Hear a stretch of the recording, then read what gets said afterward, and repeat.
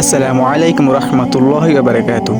আল্লাহর বান্দা চ্যানেলের শ্রোতাবৃন্দগণ, আশা করি আল্লাহ তাআলার রহমতে আপনারা ভালো আছেন। আমিও আলহামদুলিল্লাহ আল্লাহ তাআলার রহমতে ভালো আছি। আজকের ভিডিওটি কি সম্পর্কে সেটা তো আপনারা থাম্বনেল দেখে বুঝে গেছেন। তো চলুন আমরা মিজানুর রহমান আজিল হুজুরের কাছ থেকে সম্পূর্ণ ওয়াজ শুনে আসি। কবরে যাওয়া লাগবে কি লাগবে না? যাওয়া লাগবে না, কার কার হাত তোলেন? একজনও নাই। সবাই কবরে যাবেন? যাওয়া লাগবে, কেউ বাঁচতে পারবে না। দাদা চলে গেল, বাবা চলে গেল, মামা চলে গেল, আমারও যাওয়া লাগবে। সেলিব্রিটি চাই, আরো সম্পদের পাওয়ার চাই। ব্যস্ত, আমরা মহা ব্যস্ত। এত ব্যস্ততা কিসের? স্টপ, থামেন, অনেক হয়েছে, আর না। বসেন, একটু ভাবেন। দাদা চলে গেল, বাবা চলে গেল, মামা চলে গেল, আমাকেও চলে যেতে হবে। মাঝে মাঝে কবরস্থানে যাবেন, যে একটু দেখবেন এই কবরস্থানে শিশুরা শুয়ে আছে, কিশোররা শুয়ে আছে, আপনার মতো তাগড়া যুবকরা শুয়ে আছে, ওদেরও রক্ত গরম ছিল আপনার মতো। আজরা নাই, সব শেষ। আপনাকেও যেতে হবে। এই কবরে আমাদেরকে যেতে হবেই। কবরের প্রশ্নের উত্তর দিতে হবে। চিল্লায় বলেন ঠিক কিনা? কবরে প্রথম প্রশ্ন করা হবে, মার রব্বুক, তোমার রবের নাম কি? আমাদের রব কে? ওমা দীনুক, তোমার ধর্মের নাম কি? আমাদের ধর্মের নাম কি? বিশ্বনবীর চেহারা দেখিয়ে বলা হবে, এই লোকটাকে তুমি চিনো কিনা? চিনি না আমরা? আমাদেরকে জিজ্ঞেস করা হবে, রব কে? বলবো আল্লাহ। ধর্ম কি? বলবো ইসলাম। এই লোকটারে চিনো নাকি? আমরা বলবো চিনি, আমাদের প্রাণের নবী মুহাম্মদ সাল্লাল্লাহু আলাইহি। তিনটা প্রশ্নের উত্তর করতে পারলে এডিশনাল আর একটা প্রশ্ন, ওমা ইলমু। এই তিনটা প্রশ্নের উত্তর জানলা কেন? নকল করছো নাকি? বাংলাদেশে নকল আছে না নাই? কোথায় নকল করে? হ্যাঁ, কিছু লিজেন্ড আছে দেখি, একেবারে জামার ভিতরে নকল, টুপির ভিতরে নকল, স্কেলের ভিতরে নকল, মৌজার ভিতরে নকল। আছে না নাই? কথা বলেন। ফেরেশতারা বলবে, তুমি তিনটা প্রশ্নের উত্তর করলে কি করে? আপনাকে বলতে হবে, আমি কোরআন থেকে শিখেছি, আমি হাদিস থেকে জেনেছি। চিল্লায় বলেন ঠিক কিনা? তখন ফেরেশতারা বলবে, আহলান ওয়া সাহলান, মারহাবান, কংগ্রাচুলেশন, তুমি উত্তর করতে পেরেছো। ইফসাহু লাহু কবরুহু ৭০ যিরান, আপনার কবরটারে ৭০ হাত লম্বা বানিয়ে দেয়া হবে। ইফতাহু লাহু বাবুন ইলাল জান্নাহ, জান্নাতের দিকে দরজা করে দেয়া হবে। ইলবাসু মিন লিবাসিল জান্নাহ, জান্নাতের পোশাক পরিয়ে দেয়া হবে।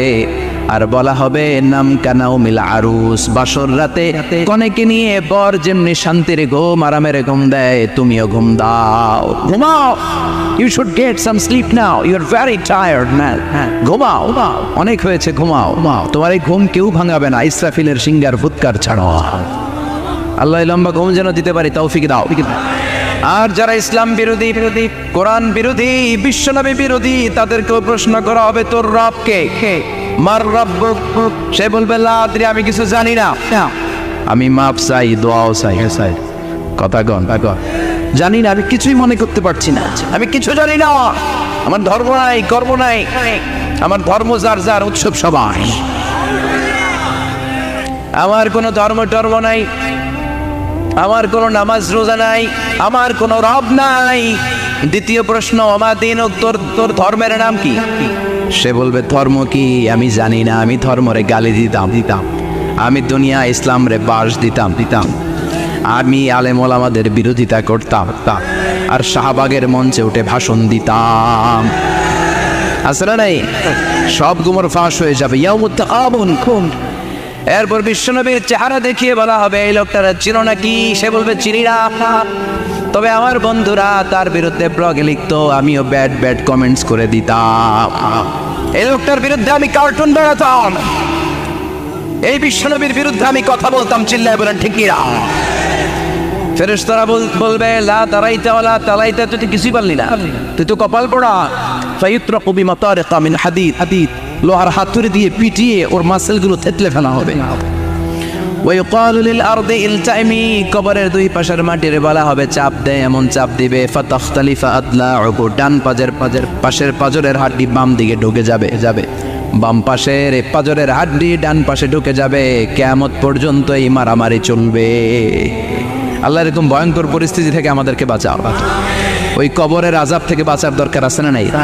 বিশ্বনবী বললেন, যে ব্যক্তি রাত্রিবেলায় সূরাতুল মুলক তেলাওয়াত করবে, তার কবরের আযাব হবে না। ইন্না হাযিহি সূরাতুন আযীমা মানিআতুন মিন আযাবিল কবর, এই সূরাটা এমন সূরা, সাধারণ কোন সূরা না। এই সূরাতুল মুলক যে রাত্রে বেলায় তেলাওয়াত করবে তার কবরের আযাব থেকে তারে বাঁচিয়ে দিবে কে? নাম্বার 1 ফজিলাত, স্ট্যাটাস, মনে থাকবে তো? 2 নাম্বার স্ট্যাটাস শাফাআত লি সাহিবিহা। এই সূরাটা, এই সূরার তেলাওয়াতকারীর জন্য কিয়ামতের দিন সুপারিশ করবে। কোরআন সুপারিশ করবে, চারটেখানি কথা না। কোরআন যদি আপনার বিরুদ্ধে দাঁড়ায় আপনার জান্নাত ক্যান্সেল। আর কোরআন যদি আপনার ব্যাপারে আল্লাহর কাছে রেকমেন্ডেশন করে জান্নাত আপনার জন্য ওয়াজিব করে দিবে কে? এজন্য বিশ্বনবী বললেন শাফাআত লি সাহিবিহা, কিয়ামতের দিন তেলাওয়াতকারীর জন্য আল্লাহর কাছে সুপারিশ করবে। 2টা গেল। 3 নাম্বার বিশ্বনবী বললেন খাসামাত আন সাহিবিহা। এই সূরাটা কিয়ামতের দিন এই সূরার তেলাওয়াতকারীর পক্ষ নিয়ে আল্লাহর সাথে ঝগড়া করা শুরু করে দিবে। আল্লাহর সাথে ডিবেট করবে, ঝগড়া করবে, যতক্ষণ না হাত্তা আদখালাহুল্লাহুল জান্নাহ। হাদিসের টেক্সট হচ্ছে যে যতক্ষণ না আল্লাহ তাআলা তাকে জান্নাতে না ঢোকায় ততক্ষণ ওই সূরার তেলাওয়াতকারীর পক্ষ নিয়ে আল্লাহর সাথে বিতর্ক, ঝগড়া, তর্ক চলতেই থাকবে। সুবহানাল্লাহ। আরো আসতে বলে।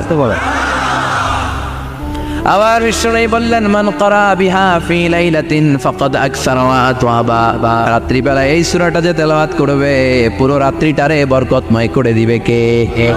এজন্য বিশ্বনবী আবদার করে, আবেদন করে আমাদের কাছে বলে গিয়েছেন, আমি চাই আমার প্রতিটা উম্মতের হৃদয়ে এই সূরাটা গাথা থাক। আমি চাই আমার প্রতিটা উম্মতের সিনার ভিতরে এই সূরার 30টা আয়াত গ্রথিত করা থাক। সুবহানাল্লাহ পড়েন। মাত্র 30টা আয়াত মুখস্থ করতে রাজি আছেন? এক মাসে কয় দিন? প্রতিদিন একটা করে আয়াত মুখস্থ করলে এই সূরা মুখস্থ করতে লাগবে কয় দিন? হ্যাঁ, হোমওয়ার্ক। এটা আপনাদের বাড়ির কাজ। যেহেতু ক্লাসে হোমওয়ার্ক দেওয়া যায় না। আরবিতে বলে আল ওয়াজিব আল মানজিলি। আমি গতানুগতিক তাফসীর করি না, আমি সমাজের খুঁতগুলো ধরে ডিসকাশনের মতো আমি করি। বিভিন্ন জেলায় যে ওখানকার ইয়াংদের সাথেও বসি, কথা বলি। এটাই আমার তাফসীর, এটাই কোরআনের এক্সপ্লেনেশন আর ইন্টারপ্রিটেশন। এতেই মানুষ উপকৃত হয় বেশি। চিল্লা এখন ঠিক কিনা?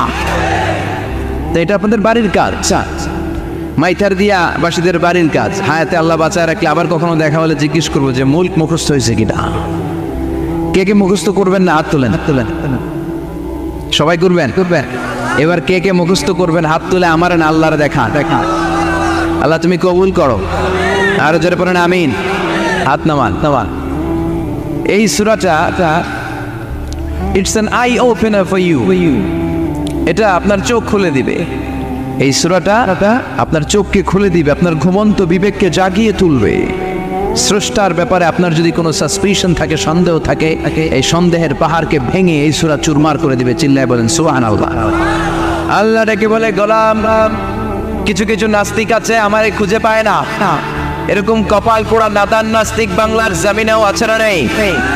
এরা বলে আনসিন ইজ নাথিং, যেটা দেখা যায় না ওইটা মানি না। বলে না do you see the air in the atmosphere? বাতাসে, বায়ুমণ্ডলে যে বাতাস ঘুরে বেড়ায় এটাকে তুমি দেখো তো মানো কেন? Why do you believe on that? Why do you believe on air? বাতাস বিশ্বাস করস কেন? কপাল পোড়া। নাস্তিকরা বাতাস মানে না। কথা কয়।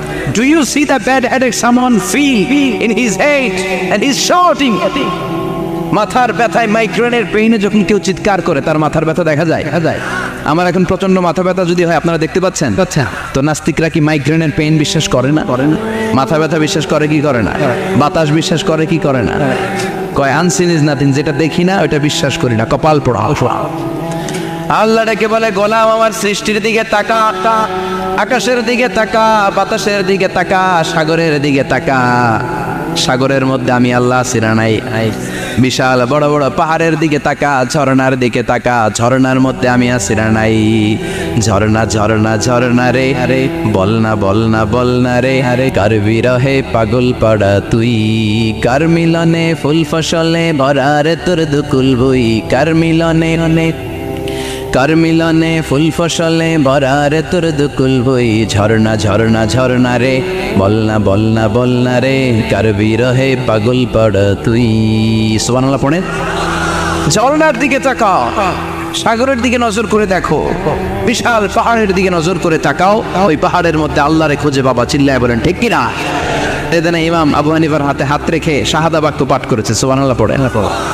ঝিনুকের ভেতর লুকিয়ে থাকে যেমন মতি, ঝিনুকের ভেতর লুকিয়ে থাকে যেমন মতি, কালমা শাহাদাতে আছে আল্লাহর জ্যোতি, কালমা শাহাদাতে আছে আল্লাহর জ্যোতি।